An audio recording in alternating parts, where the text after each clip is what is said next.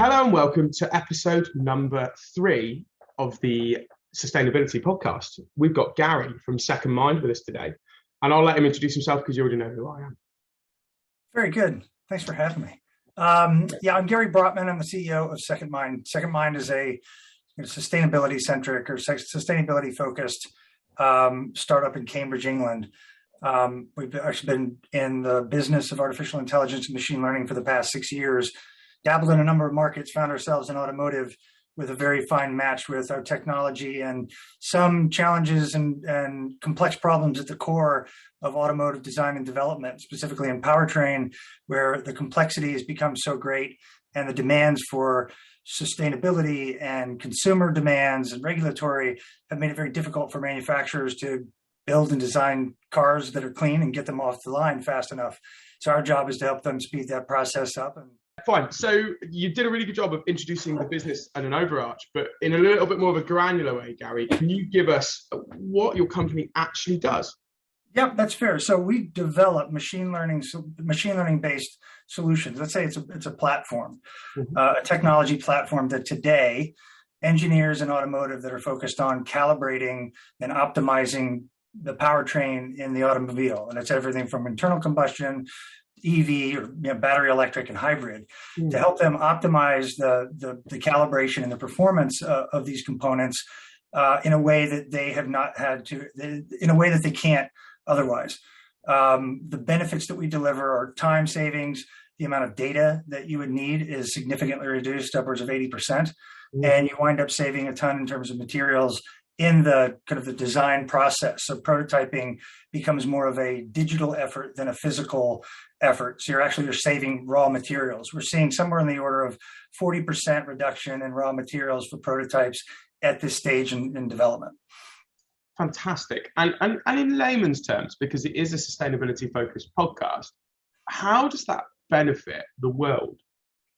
How does it benefit the world? Well, first off, there's a healthy friction right now between operating a business, particularly in automotive, and then the needs and demands to ensure that the products that are produced are actually safe for the environment, or at least today minimally impact the environment, with the prospect of getting to the other side of, I think, what people call the green transition to a point of zero emissions in transportation, right?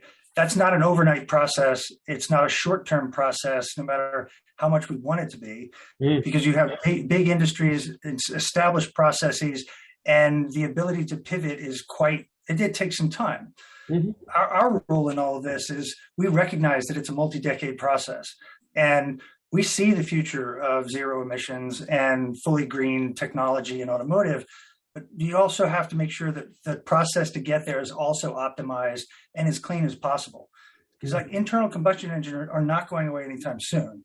And that's a complex problem to make that meet the regulations as well as consumer demands and run the business. So we look at it pretty pragmatically. We're looking at all ends of the spectrum. Where are we today? Try to accelerate and optimize that process down the road. And then maybe we'll get to that other side faster. And to be fair, you've also touched on EV powertrains, which from my end, you would say that was zero emission. That's an electric powertrain. That's achieved the goal. Now, I suppose, as part of your research, as part of some of your development, you also then look at the process and the supply chain in building that powertrain and giving them data to improve that. That's right. And what we have in our technology portfolio, where we still have to prove it out, what we do with our machine learning and our breed of machine learning is quite versatile. So the process that you go through for optimizing and calibrating a powertrain, the same underlying technology can be used for other components in the vehicle, as well as problems in adjacent markets like the power grid or where charging stations should be. How do you optimize the generation of energy from turbines in a wind farm? Optimization is a very global problem, and the more complex these problems become, different multiple energy types, what are the sources of the energy, so many different parameters, and then physical and regulatory constraints, the mathematical complexity is off the charts. So you need advanced machine learning to be able to tackle that complexity. And we have a pretty interesting, sweet secret sauce to make that happen. and here's a product that we'll probably we'll hear a little bit more about. And yes, blown away already by what the theory is, and I'm sure it's in practice. So what kind of impact do you see this having for your customers?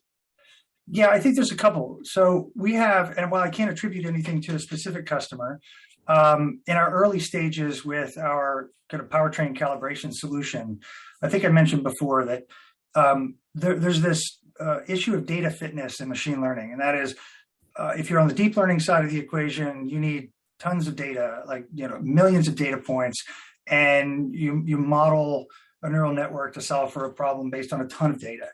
The reality is that you should use the data that you have available. You shouldn't have to collect, because collecting and acquiring data and managing data and processing it is quite costly. Yeah. And the way we look at it is, whatever the right amount of data is for the problem, we're able to identify that and give you a highly accurate result. And we see a reduction in the amount of data needed up to 80%. So it's like 3 to 4x savings in data processing and acquisition costs. And when you think about processing and data acquisition and the compute demands that come with that, depending on where that data farm, that server farm is, it could be burning coal, it could be burning some other fossil fuel, but there's an energy cost there that we look at. How quantifying that still takes some time, but data time specifically, the way that we have implemented our solution, not to get into too much technical detail, but in the process of calibration, there's lots of experimentation, tens of thousands of experiments that need to happen in a very short period of time. We're able to minimize the amount of experiments and reduce the amount of time it takes to go through that process by about 50%. So you do it in half the time. That's half the time. You have compute, you have actual cost associated with that. And you have these very brilliant engineers who are focused today. They're still trying to break away from some of the legacy challenges that are associated with internal combustion engine and free their cycles up to be able to focus on the green side of the equation. So strategically speaking, we can shave so much time off that they can meaningfully reinvest that brain power in the future. And then the last thing is materials, which I think I mentioned. In the production cycle, developing engines and any prototype materials, A, it's raw materials that get wasted. B, it's quite costly. And we're able to shave that down. We're seeing upwards of 40%. So the number of prototypes you may plan to build for a particular process, you could reduce those by 40%. So, and at scale, that can be considerable. Gary, again, I find myself having to go to layman's terms on this one because it sounds like such a vast and beneficial product. Yes. In essence, you're helping people win the race quicker because it is a race to net zero. And in using Secondmind and your product, you're helping manufacturers get there. Yep. Double the time. So you're helping them win the race, right? Because the first person to bring out that product that is net zero is going to be the first to market, which in marketing terms is huge. Fine. I mean, this is a strange one because it's you kind of talked about it a few times. In fact, I don't think it's a relevant question, but what kind of ROI are customers seeing? But you've already said it. We're doubling time, we're saving resources, we're covering it. So I won't make you go through that one again, Gary. But is there anything? There's a higher level benefit that comes from this. Yeah. That is, the industry. I'll use the term model-based development is what the term. This is basically the design and development process of a vehicle, and that is a very well entrenched process that's heavily hardware laden, and there's a lot of validation loops all throughout the process. Why it takes so long to get a car off the line. What we're doing today and the signals that we get from our customers, it's not just about solving the problem faster or reducing materials. We're basically a catalyst for a fundamental change in model-based development, like transforming that process to be more software-centric, which is really where the automobile industry is going, and compress time and the overall process of development in such a way that acceleration to zero emissions is faster. And along the way, we're finding better ways to be able to do everything that we do in hardware, but doing it in software. So the overall, the higher level impact is really transforming model-based development in automotive, all through machine learning. It's a strap line and one that I'm enjoying a great deal because I can see what's happening. I can hear the passion. And I mean, you've touched on the fact we can't talk about your current customers, Is there and I'm not sure my network will be the right network for this, but is there a sweet spot, a perfect customer that you could describe? Oh, Without naming yeah. a brand, because I think it'd be quite easy to name a few brands that need to be talking to you. But Well, the obvious ones are the car makers. But the way that the industry is structured, some of that works directly with an auto manufacturer. Others have ecosystem partners that assemble and calibrate different components and systems. Some ecosystem partners will build the whole vehicle from the ground up. Mm-hmm. So for us to make the biggest impact when we think of technology could scale and reach, OEMs, car makers directly, for sure. And we already have Mazda. We have Mazda today as our lead customer, their reference customer. We just closed a multi-year deal with them for powertrain calibration last week. And they have the most complex engine on the market. So if we're tackling one of the biggest problems right now, the rest of the complexity that comes with what is really a vehicle that's comprised of software and processors, and the complexity that comes with that, like the world's our oyster. There's so much opportunity. Mm-hmm. I forgot the beginning of the question. I'm like running off so fast. Remind me again what the question was. To be fair, I lost it as well. I was daydreaming about Mazdas, but the kind of main thing there. Oh yeah, it's like, what's the sweet spot for a customer? What's your ideal customer? Who's the sweet spot? Okay, so our ideal customer obviously would be the car maker, but the folks that actually assemble the vehicles, that calibrate on behalf of the automakers, the ecosystem as we call it. This is where a lot of the new innovation comes from. It's where the scale for our business could come from.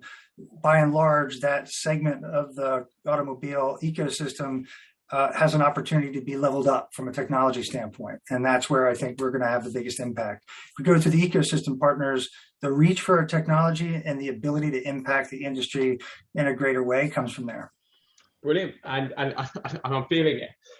How do you see this market? How do you see this market evolving in the next few years? Well, at a macro level, if you look at the cell phone industry, where a phone was a brick that you had and it just made calls barely, but it made a call. Today, what you have is a device. I mean, you call them devices. You may call them phone, but they do everything and make calls. So you have a computer in your pocket. The car of the future is defined by software. It is also a device. It is everything from entertainment and connectivity to transportation, the ability to kind of have shared riding and the services that come along with it. There's a term called the Vehicle 4.0. It's the software-defined car. That's where things are going. And the zero emissions thread is part of that. I'll leave the rest of the industry detail, but the car that you know today is not the car of the future. It's not Jetson style, but it's going to be, it will be a device, not a car. And Secondmind is at the forefront of helping develop that, right? Yes, we are one of the key players. Fantastic. And what are the major roadblocks and frustrations that your customers have found when trying to engage with your product? With our product? Or implement your solutions? Oh, yeah. Well, I think one of the big things is that any new technology is going to have a learning curve associated with it. And we've gladly accepted that responsibility. I don't know if you hear from friends or family or an industry, when people talk about artificial intelligence, it can be very threatening, just the two words. Really what we're talking about is just new software, and it's a lot of math. So the mystery of like Terminator and things taking over the world, what you have is just a set of algorithms or an approach to software that is highly efficient relative to the last generation.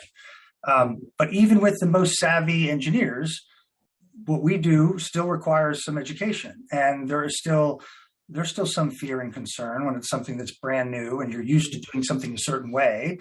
And our name, Secondmind, actually the bridging the gap between the human and the machine learning or the artificial intelligence is kind of built in. It's our responsibility, and our role is to help educate. That's probably one of the big hurdles. I wouldn't say it's an insurmountable one, but any major technology shift is going to require some level of trust building and education. I see from a lot of people that I engage with, they find AI, they worry that it's not got it right. So they worry that the evidence isn't there. But assuming that you've signed a huge brand like Mazda, they can see the evidence in the product, and they know that the data that's being brought back out is right. That's right. And I think we're past the AI hype curve. Mm-hmm. I think we're a couple of years past it. I think the peak was 2 years ago. Mm-hmm. So the headlines around it and the hype around it, I think you may still see it in certain sectors, but now the focus is on how do you make it practical? How do you actually show that there's demonstrable value and impact that all this stuff that we've been talking about can actually deliver? Mm-hmm. And it's still maturing. I'd say as a kind of a technology, a set of technologies, there's still room for maturity. Where we see practical impact in the way that we focused on, we kind of tamped down the hype. Mm-hmm. Can't say we don't get caught up in it. We don't say artificial intelligence that much anymore. We just say machine learning, because that's the technology. But there's still maturity in the market, and we hope to be able to prove that there isn't one size fits all for this, right? There isn't like deep learning over here, and that's the answer to all your problems. There's a set of tools, and there's a set of problems, and you match the tools with the problems. And it's just new software. I like it. I also like the use of the word machine learning as opposed to AI. AI, you're thinking Terminator. Machine learning, you're thinking development, and it's a little bit less threatening. So I like it a lot. Go on then. A question for you, and this one's more about the business. And so, what are the key challenges that you have to overcome when you're making key hires or important hires at your business? Well, as a startup, you have to find the right people that are willing to bear risk and live a life where there's an undercurrent of volatility. And that's probably a negative word, but change is constant. If you're not changing and you're stagnant, you're in trouble. Mm-hmm. You don't see that as much in a larger company. So if you have the intestinal fortitude to deal with change, and you're comfortable failing, and you recognize that failing is learning, then that's a good thing. And filtering that out sometimes is difficult. Depending on where you are, and I can say where we are in our life cycle, we've been around for 6 years, and we did a major refocus at the beginning of this year after focusing on 3 different industries and spreading ourselves very thin. And we even had a different brand name. We've rebranded ourselves. We're focusing on automotive. It's a different company, and you're building from scratch the credibility, and you don't have that same inertia that you built up over 5 years. So a lot of hardcore, like, what is our employer value proposition? How do you make it compelling, not just from a compensation standpoint, but the kind of work, the purpose for the company? There's a very multi-dimensional value proposition. Finding good talent right now in technology is hard in general. Oh, I can. If you want someone to vouch for that, I'll vouch with you. It's a candidate-led market, and only the right businesses will hire the right talent. You touched on something really kind of close to me there, and you called yourself a startup 6 years in. And is that the startup mentality because you've rebranded as Secondmind, or is it just a startup mentality 6 years in? It's a great question, because we had built up enough of the infrastructure and the scaffolding and plumbing to make it seem and feel like it was a more mature, stable organization. And sometimes you might judge by headcount. I don't think that those things are necessarily, the keys to determining whether you're a startup or not. Mm-hmm. If you haven't found product market fit and you're still going through the discovery and you're going through some of the motions of, how do you demonstrate at scale the value and the impact of your technology? I'd say you're still in startup mode. And the amount of time that we've been around, most of that time is in deep research. We experimented a lot. And when you explore and experiment and you find ways to exploit what you learn, especially if you're a company like us where you believe the sky's the limit and we can solve all problems with our technology because it's so great, you have to be careful to not lose sight of focus. And the best way to build a business is to have one thing, do it really well, and then build on top of that versus, hey, let's try 5 things and see if we can get one to pop. You don't have enough to invest in all of them. No. To do it well. Certainly not with the level of detail and investment that I can imagine you've had to make to get to where you are today. Just the language alone is an investment. To understand an industry's language, the way people speak and they refer to the problem, it's different in every single sector. No, I hugely appreciate the time there. That was an off-topic question, so that wasn't scripted. What a good answer. That's quite all right. Okay, so the kind of next one on hiring and firing is always a huge part. what do you look for when you do make a hire, whether that's a kind of personality trait or a skill set? What is it you want? Do you want to hire fresh or hire experience? That's a great question. And I think it's a combination of the two. I hate to hedge. You go with the best foot forward about what the gaps are in your value chain and say, we need this type of individual. But that is the best guess. And you're not going to check all the boxes. We take a couple of things that actually are key to our values. And one of those is we say we celebrate differences and we act as one. And we look for a variety of backgrounds and diversity in culture. I mean, it's across the board. I don't use the term diversity because I think it's a subset of inclusion. Yeah. We look for fresh perspectives, contrarian views, and not just what you have on the CV, but what we think you're capable of in terms of the impact that you can have on our business. We're not trying to fill a template. We have a starting point and a guide, but if somebody comes to the table with a unique background and they're able to check some of the boxes that actually matter day to day, but you can see that, well, I think we might get a different perspective that would maybe result in a better solution. That variation actually is magical. So, and I think it's going to depend on discipline too. Like an engineering role is going to be different than filling a marketing role. But that inclusion piece and the variance in DNA is something that is really crucial. It's actually, my background is an example of that. My career has been all over the map, but we celebrate that. We celebrate the differences. Yeah. That's probably that's one of the big things. Yeah. Is there a summary there? Because you're in your passion, Gary. You walked yourself down and you described lots of different things. But is the kind of thing that you're trying to say is the key to your hire, is this the fact that people have a different background, or is it the fact that they're open-minded, or the fact that you just keep roles open to make sure the right person's found always? What's the summary? Yeah, so the ongoing hiring, we haven't mastered that one yet. It's been kind of ebbing and flowing. We're in the process of revamping our strategy right now for hiring. It starts with crystal clarity around the employer value proposition, everything in the hiring and acquisition funnel, and onboarding. We're trying to optimize every step along the way. Yeah, I don't know. I hate to say that there's a sweet spot. Again, I think I was going to hedge. Like if you can check the boxes of experience and demonstrate that you can speak to the points on your CV with experience and examples, and you also demonstrate a forward-looking, forward-thinking mindset, and you're a culture fit in the way that you articulate yourself and present yourself, then you've got a good chance. I'm going to post your careers link in the comment section below, so when this is live, they will see that. And Gary, if I was looking for roles and I heard those words, and even in the succinctness that was delivered, I think the message came across. People will see this, and I personally can recommend Secondmind. So let's get on to the fun bits of this. This is my personal favorite bit because I'd like to know a little bit about you, Gary. Best bit of software you can't do without? Don't say Zoom. Man, you know what? I really tried. I get it. Can I have two? Yeah, go on. Let's hit it. As long as you can justify both. But it has to be software, right? Does it have to be like resident software? Can it be cloud-based software? It can be anywhere. Any piece of software that you can't live without. Oh, there's two. One is for fun and one is for utility. Fun? Fortnite.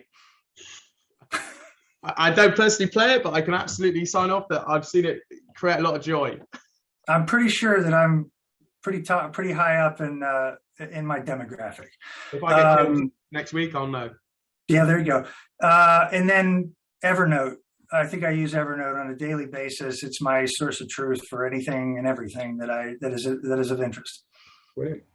Best piece of tech you've ever bought? I got to give you two on that one too. No, come on, it's the best. It has to be top of class. Go on, I'll hear it. I've been around way too long to have one. One that I think has been a huge thing for me in terms of improving the way that I interact with the world and perceive the world.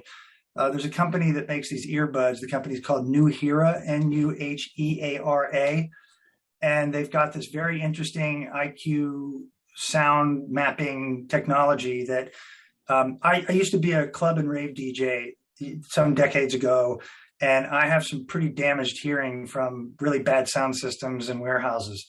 And being able to hear everything around me, conversations and all the noise, and separating all that without, getting a hearing aid. This company has this very approachable set of earbuds that do a great job of mapping the world around you for different scenarios and really improving, the way you pick up and perceive the world from a hearing standpoint or auditory. Can you share that below? Yeah. You can't do it now, but when it's live and we post this link, can you share that product? Because I certainly can realize that, well, my own brother's also a DJ. I know that he values his hearing. So something as forward thinking as that's helpful. What was the second piece? What was the other device? The other one was a DJ device. So having been a DJ for a long time, but still not letting go of it, I bought a standalone DJ console. It's called the Denon Prime 4. And only people that are in that space would understand it. But it's magical. I've never treated myself to equipment like I have with that. And I wish I'd done it. I wish it was available 20 years ago. Do you work at night or work in the day? I'm a morning person, but I also work at night. But I'm an early riser. I'm up before everybody else. I'm up before the dog. Good. Motto that you live by. Oh, this is going to be interesting. I'm already ready for this one. Yeah, motto. I mean, there's a saying that I think holds true for me. It's something that Frank Zappa said, music is the best, right? And I truly believe that. It's like, there's something about music is core to us as human beings. There's a rhythm. It's like a heartbeat. But a motto, do unto others as you would have them do unto you. Solid. How'd you stay focused? Music? What's the question? How'd you stay focused? What's the question? I'll let you know when I figure it out. That's a work in progress. Microsoft or Apple? Apple. Solid. Best By thing the way, about I know you're looking for simple, but is that just in general, right? Doesn't matter across the board? Across the board. I mean, Apple for me, I always choose Apple because of its ecosystem, because I like the fact that it protects me from everything big and bad in the world and incubates me. But you might have different reasons. So why Apple? That's a good question. I got into Apple because of music and graphics, because they were like the creative platform versus Microsoft. But I carry an Android phone. I'm a big fan of the Pixel. Best phone out there. Best camera. Don't tag that one below. I think everyone else knows about that one. Yeah. Best thing about working at a tech company, your tech company specifically? You get to see how stuff works. Simple and effective. I like it. Biggest bugbear about working, again, in your tech company? I'd say it's general, and I think it's communication, or maybe translation. It's not specific to tech. I have communication issues across my businesses. I hear you, but maybe that's where I've spent all my time in tech, so I guess that's the way it is. But the language that different teams and different disciplines use, and you have 4 definitions for the same word: engineering versus marketing versus product versus research. It's like you need a dynamic lexicon that can. Oh, that's what this person said, so this means this. That's probably the biggest challenge I see, and it's a constant exercise in ensuring when you said that, did you mean this? That's something that blew my mind the other day. I was speaking to a director of marketing, and she said my biggest pleasure in my job is marketing to different cultures with different dialects in different countries in different places from a standpoint of my own positive and negative biases. She just said, the biggest pleasure in my job is that I get to talk in different languages with the same platform.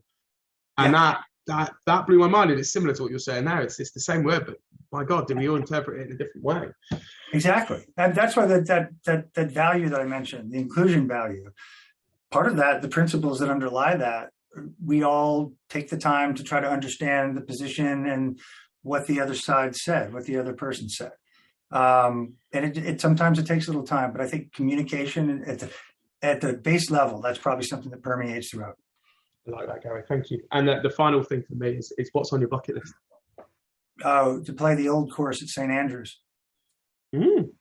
That's new and it's very personal and I like it. I hope someone reads this and tries to make it happen.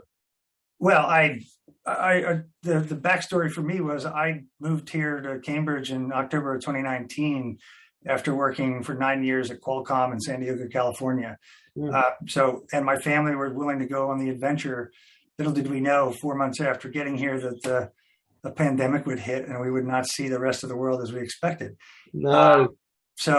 But getting around and driving around England and seeing the countryside, we wouldn't have done that had it not been for the pandemic. We would have been, jetting off to every country we could get our hands on. Mm. But the one thing that as soon as I can, when it's warm, when it gets warmer, let's say that, relatively speaking, is go play the old course.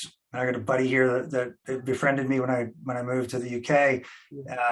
Loves golf as much as I do, far better than me. And the plan is in the spring, go play at St. Andrews.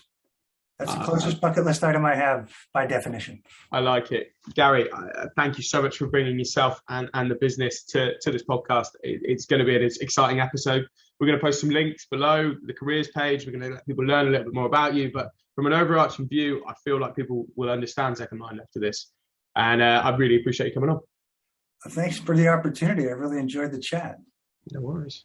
Right.